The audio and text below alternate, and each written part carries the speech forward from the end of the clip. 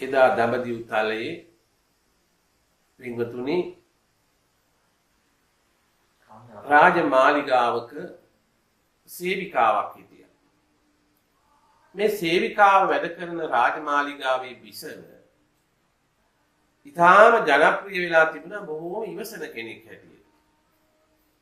ඉතින් මිනිස්සු මේ බිසව ඉතාම අගය කළේ ඕනෑම දෙයක් ඉදිරියේ ලොකු ඉවසීමක් තියෙන කිසි දෙයකට කේන්තියක් තරහාවක් මතු නොවන කෙනෙක් හැටියට.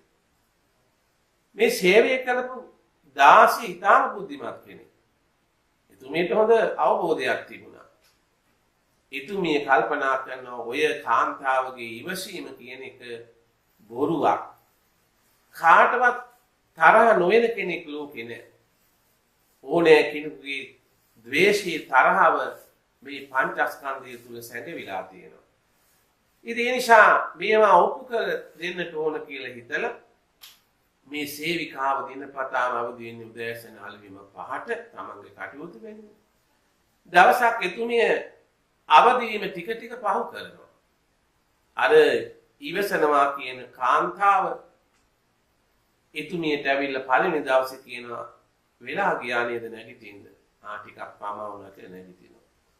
දෙවැනි දවසේ ටිකක් මූණ නරක් වෙලා ඇවිල්ලා මතක් කරනවා නැගිටින්න ඕනනේ වෙලා යනවනේ කියලා. එතුමිය හිතලා මේ වැඩේ කරන්නේ. තුන්වෙනි දවසේදී ඇවිල්ලා පොල්ලක් අරගෙන මේ සේවිකාවට ගහන්න පටන් ගන්නවා කෑකුස්සන් ගහමින්. එතුමිය මහමගට බහැලා කියනවා අන්න ඔබ කියන මේ කාන්තාවගේ ඉවසීම දැන් නිමාවටපත් වෙලා මට පොළු මුගුරුලින් පහර දෙන්න පටන් ගත්තා. මෙන්න මේ අවස්ථාවෙන් අපි දකින්නේ මේ ලෝකේ කිසි කෙනෙක් තුල ඒ ඉවසීම එහෙම නැත්නම් තරහව කියන එක නැති කෙනෙක් නෑ. මේ සෑම මිනිසෙක් තුලම සැඟවිච්ච කෙලෙස් අතර ද්වේෂී තරහව කියන එක ඊටාම ගැඹුරින් තියෙන එකක්. ඉතින් එහෙමනි සමාජයක ඉවසීමෙන් යුක්තව කේන්තිය නොගෙන තරමක් හෝ හැසිරෙන එක තාම වටිනා ගුණයක්. නැත්තම් කාටත් පොදු දෙයක් කේන්තියාම තරහයාම කියන එක මේ සමාජයේ සත්වයන් තුළ පවතින එකක්. ඉතින් හොඳ බුද්ධිමත් අය මේ ද්වේෂය පාලනය කරගෙන සමාජයේ යහපත්ව පෙනී සිටිමින් කටයුතු කිරීම ප්‍රශංසනීය දෙයක් හැටියට අපි දකිනවා.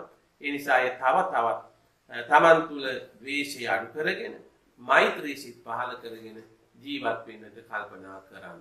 හැම දිනකටම සම්මා සම්බුද්ධ